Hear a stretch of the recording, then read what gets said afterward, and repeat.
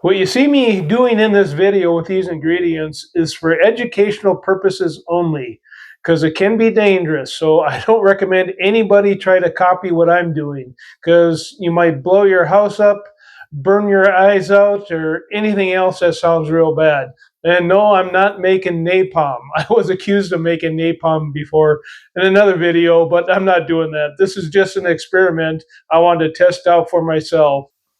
I have three ingredients for this experiment. I have some aluminum from aluminum cans, using some water, and some potassium hydroxide, skull and bones, poisonous. I don't want to be eating and swallowing this stuff, causes severe burns. I don't want to get in my eyes, skin, or anything like that. That's bad stuff. You could also use for this experiment this drain opener. This is 100% sodium hydroxide. This one has that skull and bones there too, poisonous. I'll try not to eat any of this, but I'm not going to be using this. I think it's a little bit more toxic. So I'm going to be using this one here. Either one of them is going to make a very alkali solution, and that's what we're going to do with this. But I'm going to go with the potassium hydroxide. Just need to be careful.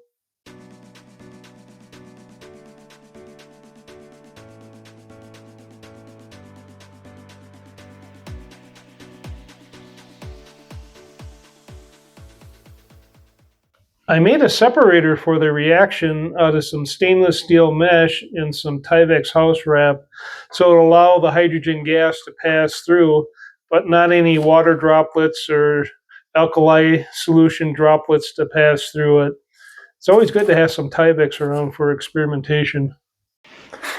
My wife loves to drink this stuff. I'm just making use of some aluminum cans. Scratch off some of that coating so the alkali solution will have good surface contact. And I'll cut these into smaller pieces.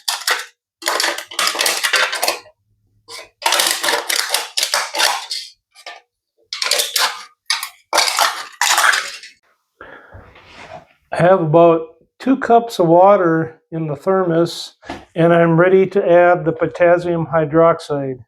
And yes, I will wear an N95 mask and some goggles.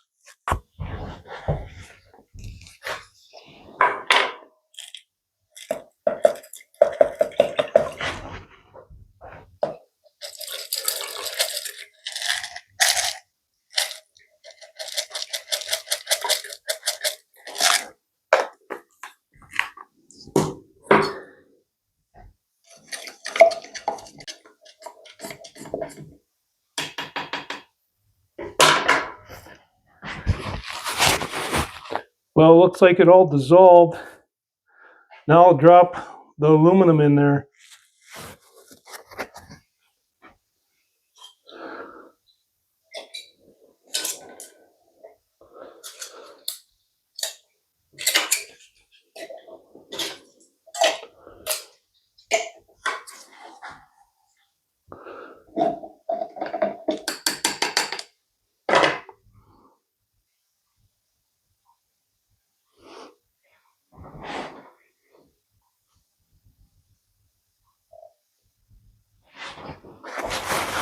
It looks like it's starting to activate right now.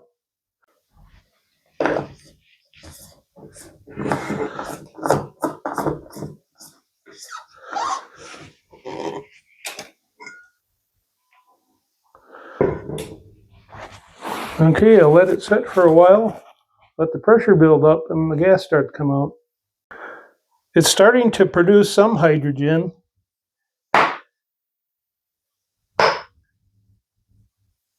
Not quite enough to light the torch yet. There it goes a little bit more. Little bit of a flame coming out.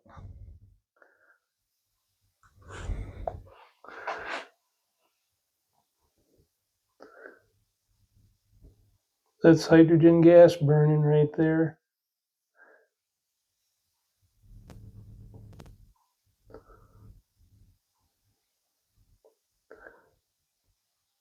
not a whole lot, but it's burning steady. It was about maybe one can in there, cut up can I put in there. Well, it's still burning. It's about 10 minutes later. A little bit more than it was before. I'm holding this up against the black stovepipe so you can see it. This is from an old propane torch, and I did stuff some steel wool in there for like a flame arrestor so it doesn't go back down. It should be mostly just hydrogen gas that's being produced out here. It's like I shake this around a little bit more flame comes out.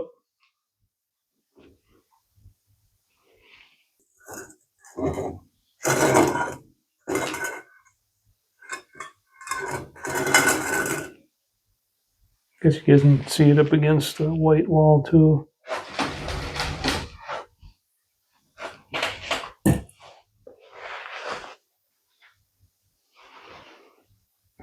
Little flame. So the reaction is working. It's just not a whole lot, but it is pretty steady.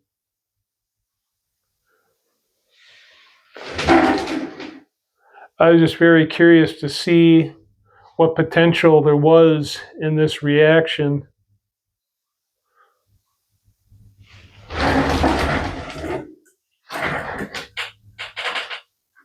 I don't know if it's going to gain any more volume and pressure out of this.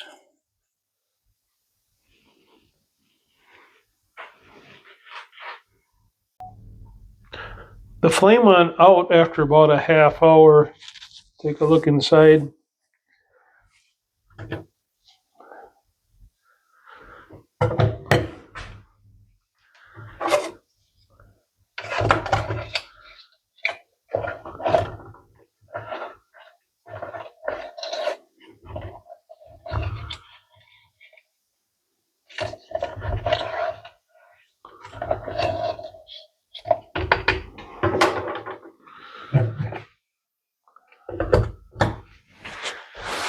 Well, it's still producing some, but not enough to light it anymore. I guess I could have tried a stronger concentration of the potassium hydroxide, but it was good enough for a demonstration. I'll strain that out and probably reuse it again in some more experiments. I got some coffee filters and I'll just strain that out. There's still aluminum left in there, but it's just not enough to produce enough hydrogen for a flame right now. It looks clear again after I strain it out. It's probably not very good for the tailgate of my pickup though. Spilt a little bit. After pulling this out of storage a couple weeks ago, I seen a few paragraphs George Wiseman had wrote about producing hydrogen with this kind of reaction. And he figured he could get enough to run a car. So I wanted to give this a try, but on a little bit smaller scale. This is an uncontrolled reaction. I want to be able to get rid of it quick if I needed to.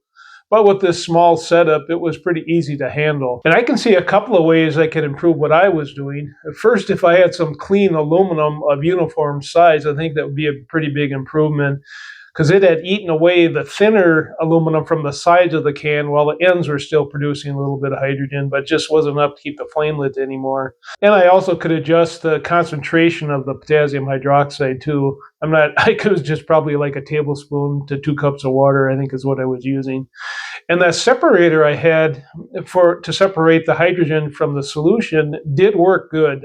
That was an improvement because I had tried it before without the separator and it was sputtering out droplets of solution and kind of hampering the flame. So that was an improvement when I put that separator in there. And I would call this experiment successful because it did produce hydrogen pretty continuously, at least for a half hour. So I'm going to call it a success.